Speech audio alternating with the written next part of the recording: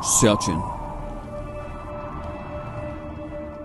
जहां कदम कदम पर मौत सफेद रंग में पाई जाती है, जहां का टेम्परेचर -30 से -50 तक गिर जाता है। 70 मील फी घंटा की रफ्तार से चलते बर्फानी तूफान इंसान को चंद लम्हों में फ्रीज कर देते हैं। तलवार की धार से ज्यादा तेज नोकीली बुलंदियां। ऐसे इंसान दुश्मन माहौल में कुछ जांबाज जो अपनी जान की परवाह न करते हुए दुश्मन से टकरा गए। जहां सिर्फ इंसान नहीं, मौसम भी एक जानलेवा दुश्मन हो, ऐसे माहौल में उन जांबाजों ने वो कर दिखाया जो नामुमकिन था, जिनके कारनामे आज भी दुश्मन के दिल में खौफ पैदा कर देते हैं। ऐसे ही कुछ जांबाजों की सच्ची दास्तान। Let's go. सियाचिन।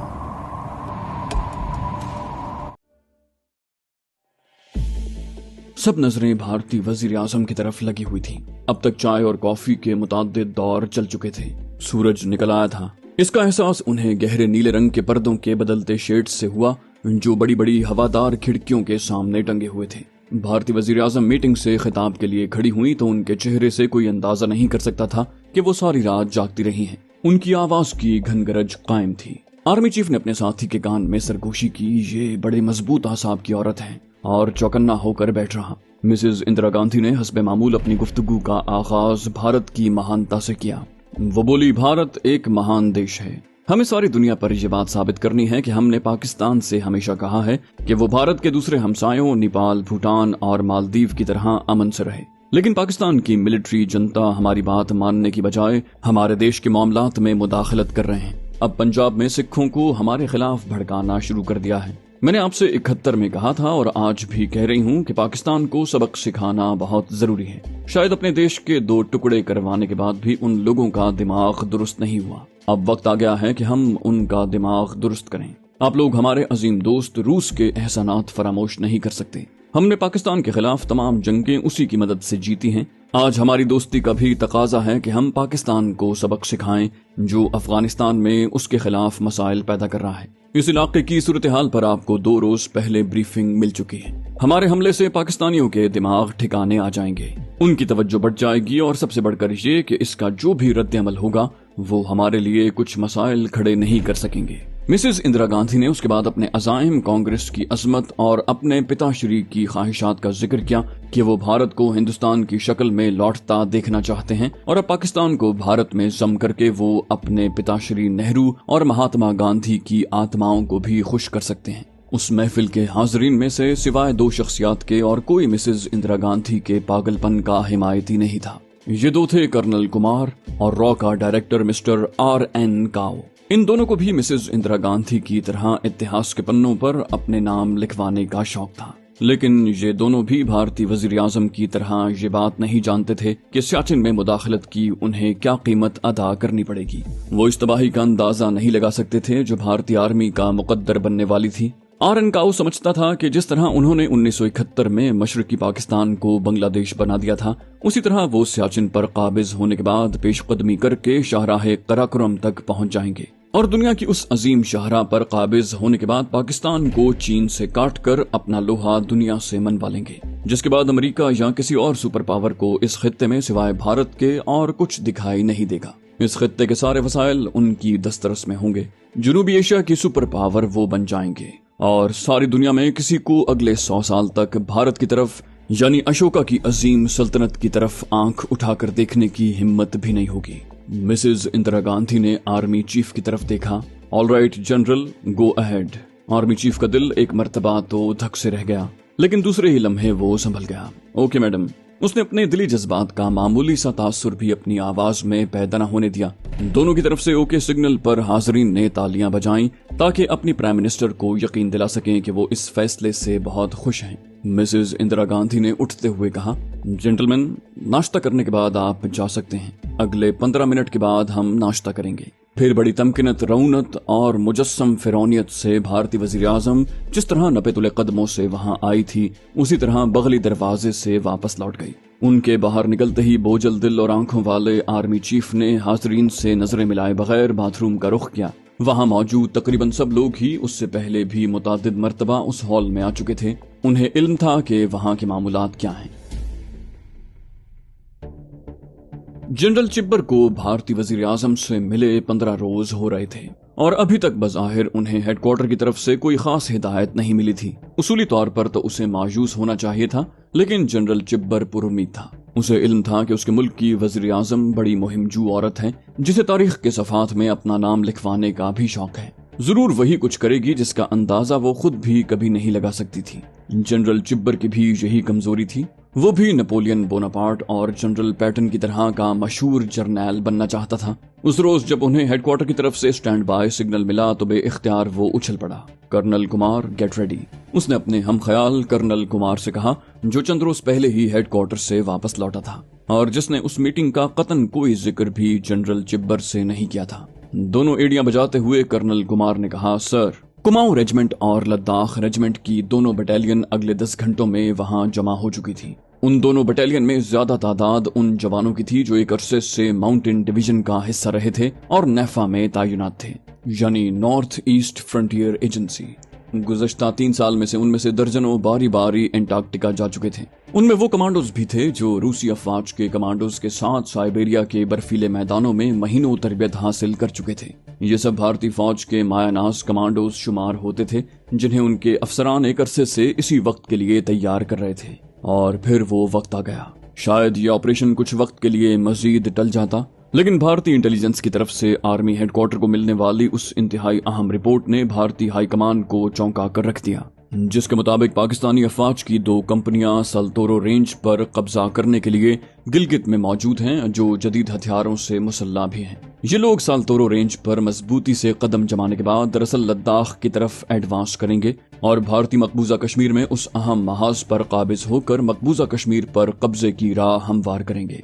ये रिपोर्ट कहां से आई थी? भारतीय फौज की हाईकमान को भी उसका जरिया बताने से इनकार कर दिया गया। उन्हें बहुत देर के बाद समझ आई कि इस रिपोर्ट का माखिज रॉ का शैतानी दिमाग था, जिसकी तरफ से ये खदशा जाहिर किया जा रहा था कि ऐन मुमकिन है सियाचिन में मुदाखलत पर आर्मी चीफ को अपने हमकारों की मुकम्मल आशीर्वाद हासिल न हो और वो लोग बादिल नखास्ता इस काम को करने पर रजामंद हों। जाहिर है कि इस तरह उन्हें बददिली से किए गए इस हमले के मुतवक्के नताइज न मिल सकेंगे। इसलिए ये इंतहाई कॉन्फिडेंशियल लेकिन जाली रिपोर्ट भारतीय फौज के हेडक्वार्टर्स को रवाना की गई थी। इस रिपोर्ट की बुनियाद पर भारतीय चीफ को अपने हमकारों को अपनी मर्जी से शामिल करने की आसानी मयस्सर आ गई।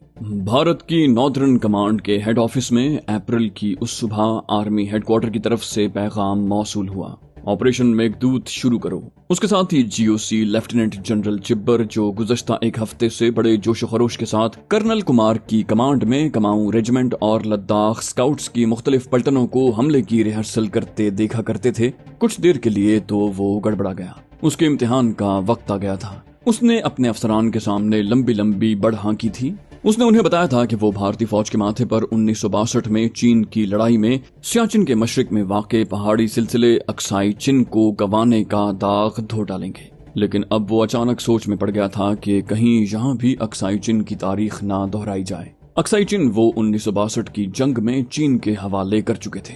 अगले ही रोज 1978 से अब तक सियाचिन में भारतीय फौजियों के मुख्तलिफ ग्रुप्स को लेकर मुख्तलिफ औकात में रैकी करने वाले लेफ्टिनेंट कर्नल नरेंद्र बलकुमार ने उसे किसी बात पर कहा था, जनरल, एंटार्कटिका तो सियाचिन के मुकाबले में पिकनिक पॉइंट है।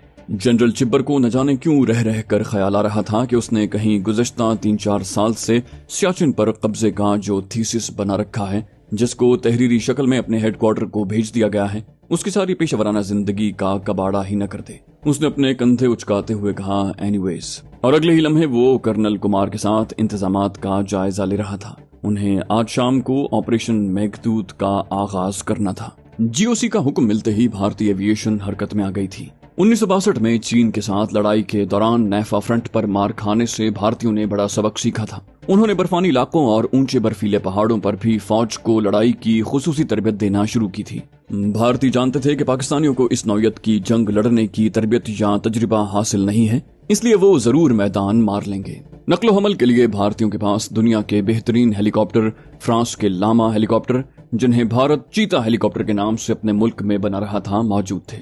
भारी सामान हर्ब ज़र्ब और ज्यादा तादाद में फौजियों को महाज़े जंग तक पहुंचाने के लिए भारतीय फौज के पास रूस के MI-17 और MI-26 बड़ी तादाद में मौजूद थे। MI-26 हेलीकॉप्टर बैक वक्त सामान्य हरबो ज़र्ब से लैस 85 जवानों के साथ 15,000 फुट की बुलंदी पर आसानी से परवाज कर सकता है। इस ऑपरेशन के लिए चीता MI-17 और MI-26 हेलीकॉप्टरों को बड़ी तादाद में अगले ही रोज नॉर्दर्न कमांड के हेडक्वार्टर में पहुंचा दिया गया था, जहां से अब कर्नल कुमार की कमांड में कमाऊं रेजिमेंट की एक बेहतरीन तरबियत याफ्ता बटालियन और लद्दाख स्काउट्स की एक बेहतरीन बटालियन नॉर्दर्न पास पर सियाचिन में उतार दी गई, जबकि एक एक पलटन को अलग से बिलाफोंडला और स्याला में उतार दिया गया। ये दोनों स्ट्रेटेजिक लिहाज से अहम तरीन दर्रे सल्तोरो रेंज पर सियाचिन के मगरिब में मौजूद हैं। उन दोनों दर्रों तक रसाई सियाचिन के सिर्फ मगरबी समत ही से मुमकिन है। स्याला सतह समंदर से 18,300 फुट की बुलंदी पर वाक़ है और उस तक दिमसुम से बरास्ता कुंदूस ग्लेशियर तक पहुंचा जा सकता है। स्याला के दोनों पहलू 22,000 से 24,500 फुट ऊंची चोटियों से ढके हुए थे। इस तरह भारतीयों ने अपनी दानिस्त में यहाँ नाकाबिले तस्खीर पोस्ट कायम कर ली थी। सियाचिन ग्लेशियर की तरफ से लोलोफोंड ग्लेशियर और मगरबी जानिब से बिलाफोंड ग्लेशियर दर्रा साल्तोरो पर आपस में मिलते हैं। इस दर्रे के दोनों जानिब कोहे साल्तोरो शुमालन जुनूबन फैलता चला गया है, जिसकी ऊंचाई 18,200 फुट है। कुंदूस ग्लेशियर के मुकाबले में बिलाफोंड ग्लेशियर की सतह ज्यादा दुश्वार गुजार है। इस दर्रे के शुमाल मगरिब में साल्तोरो गंगरी की ऊंचाई करीबन 25,500 फुट और छुमक चोटी 22,000 फुट से ज्यादा बुलंदी पर वाक़ है। दर्रे के जुनूब मगरिब में बिलाफोंड ग्लेशियर के दहाने के नजदीक छुमक ग्लेशियर मशरक की जानिब साल्तोरो पहाड़ से जा मिलता है। इस दर्रे के मशरकी किनारे पर साल्तोरो पहाड़ी सिलसिले की 22,000 फुट से ज्यादा बुलंद ऊंची चोटी मौजूद है। ग्यांकला में इंतहाई मुश्किलात के पेश नजर भारतीयों ने इस तरफ आना मुनासिब नहीं समझा था, क्योंकि यहाँ से सियाचिन ग्लेशियर के जुनूब मशरकी दहाने पर वाक़े जंगरोलमा नामी भारतीय फील्ड हेडक्वार्टर का फासला बमुश्किल 7 या 8 किलोमीटर था। भारतीय यहाँ से होने वाली किसी भी पेशकदमी को बआसानी रोक सकते थे। गुरजीत सिंह का बस नहीं चलता था कि अपने हेड बावर्ची धन बहादुर का टेटवा दबा दे, क्योंकि गुज़श्ता 3 माह से वो धन बहादुर की मिन्नत समाजत करता रहा था कि उसे 1 हफ्ते की छुट्टी देकर गांव जाने की इजाजत दे, लेकिन धन बहादुर उसे मुसलसल अगले हफ्ते पर टरखा रहा था। गुरजीत सिंह ने जिंदगी के कुछ अच्छे दिन हांगकांग में गुजारे थे, जहां से उसने कॉन्टिनेंटल खाने पकाने की अमली तरबियत हासिल करने के बाद एक अरसा वहीं एक 5 स्टार होटल में नौकरी की थी। उस होटल में भी उसका शुमार जल्द ही अच्छे बावर्चियों में होने लगा था और वो होटल के किचन की जरूरत बन चुका था। गुरजीत सिंह ने हांगकांग पहुंचने के फौरन बाद ही अपने लंबे लंबे गेसुओं से निजात हासिल कर ली। काफी अरसे तक उसने अपनी शेव भी साफ रखी, लेकिन फिर न जाने क्यों छोटी छोटी दाढ़ी दोबारा रख ली। अगर उसके नाम के साथ सिंह का लफ्ज न होता तो कोई उसे सिख मानने पर तैयार नहीं था। बुरा हो उसके बहनोई आत्मा सिंह का, जिसने एक रोज दुश्मनी में अपने गांव में कत्ल कर दिया और गुरजीत सिंह को वापस भारत जाना पड़ा। बहनोई के जेल जाने से यदविंदर कौर अकेली रह गई थी। गुरजीत और गुरविंदर कौर की कड़माई हुए 2 साल होने को आए थे और वो जब कभी 3-4 माह के बाद 8-10 दिन के लिए घर आता तो वालिदैन को अगले फेरे पर शादी का गच्चा देकर निकल जाता, लेकिन इस मर्तबा वो बुरी तरह फंस गया था। आत्मा सिंह की जमानत नहीं हो रही थी, मुखालिफ पार्टी मजबूत थी। उसने गुरजीत से मुलाकात पर कह दिया था कि अब की बार वो अकेला हांगकांग वापस नहीं जाएगा, अपनी बीवी को साथ लेकर जाएगा। गुरजीत ने बहुत आएं बाएं शाएं की, लेकिन इस मर्तबा घर वालों ने उसकी दाल नहीं गलने दी और उसे जबरदस्ती ब्याह दिया। शादी से तो मुमकिन है गुरजीत सिंह पहले भी इनकार न करता, लेकिन असल डर उसे शादी से ज्यादा वाई बीजी का था। सिख जट घराने में जन्म लेने के बावजूद उसने कभी देहात की जिंदगी पसंद नहीं की थी। जब कभी कॉलेज से छुट्टी होने पर उसका बाप उसे डांट टपट कर खेतों में ट्रैक्टर चलाने के लिए भेजता तो वो बादल नखास्ता ही जाता और ट्रैक्टर पर बैठकर उसने कभी अपना पांव जमीन पर नहीं उतारा था। उसने लड़कपन में बाप और बड़े भाइयों से कई मर्तबा मार और माँ से गालियां इसी मसले पर खाई थी, लेकिन कभी दिल से वो खेती बाड़ी की तरफ मुतवज्जे न हो सका। खानदानी रिवायात के मुताबिक बीए के साल अव्वल ही में उसकी कड़माई गांव ही के एक और जाट घराने में कर दी गई। उस घराने में उसके 2 भाई पहले भी ब्याहे हुए थे। गुरजीत सिंह को यकीन हो चला था कि अब उसकी जान मुश्किल ही से छूटेगी, क्योंकि बीए करते ही घर वाले उसकी शादी कर देंगे, जिसके बाद उसके पास 2 ऑप्शन रह जाएंगे कि या तो वो अपना आबाई पेशा अख्तियार करे या फिर फौज और पुलिस में नौकरी करे, जहां उसके खानदान के अक्सर लोग पहले से ही मौजूद थे और वो खींच तान कर उसे जरूर किसी न किसी पैरामिलिट्री फोर्सेस में मुलाजिमत दिलवा ही देते। गुरजीत सिंह की इन सब बातों से जान जाती थी। उसने जट घराने में जन्म लेने के बावजूद ब्राह्मणों जैसा मिजाज पाया था। वो तो गैर मुमालिक के ख्वाब देख रहा था اور اس خواب کو حقیقت کا روپ مل گیا جب اس نے ہانگ کانگ کے ایک انسٹیٹیوشن میں ہوٹل مینجمنٹ کورس میں داخلہ لے لیا۔ دراصل اس نے ہوٹل مینجمنٹ کا تو بہانہ کیا تھا، اس نے داخلہ ہی کک کورس میں لیا تھا، اور خدا کر کے بلاخر اس کے گھر والے اس شرط پر مانے تھے کہ وہ اپنے دیش سے باہر نوکری نہیں کرے گا۔ گرجیت سنگھ نے فوراً حامی بھر لی۔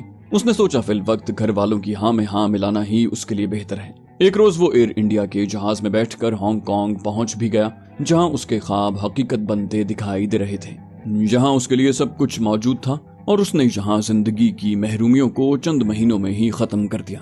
ساری زندگی اس نے چولہے کو ہاتھ نہیں لگایا تھا، لیکن واحے گرو کی کرپا سے نہ جانے کہاں اس کے ہاتھوں میں ایسی تاثیر آ گئی کہ جو کھانا وہ بناتا کھانے والے انگلیاں چاٹتے رہ جاتے۔